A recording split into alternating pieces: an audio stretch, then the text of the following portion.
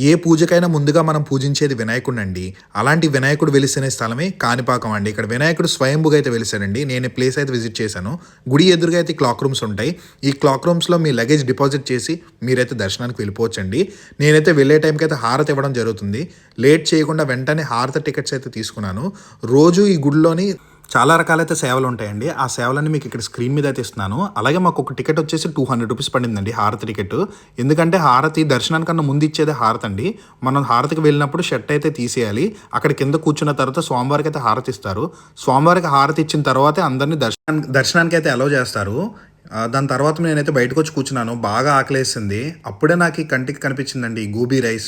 Gobi rice నేనైతే ఇప్పటివరకు try చేయలేదు. కానీ ఫస్ట్ టైం ట్రై చేశాను. చాలా బాగుంది. చాలా ఇంట్రెస్టింగ్ అనిపించింది గోబీ రైస్ వెజిటేరియన్స్ లవర్స్‌కి అయితే. చాలా బ్యూటిఫుల్‌గా ఉంది. దాని తర్వాత నేను అలా మళ్ళీ కోనేరు దగ్గరికి వచ్చి కూర్చున్నాను. వ్యూస్ అయితే అమేజింగ్‌గా ఉందండి నైట్ టైము.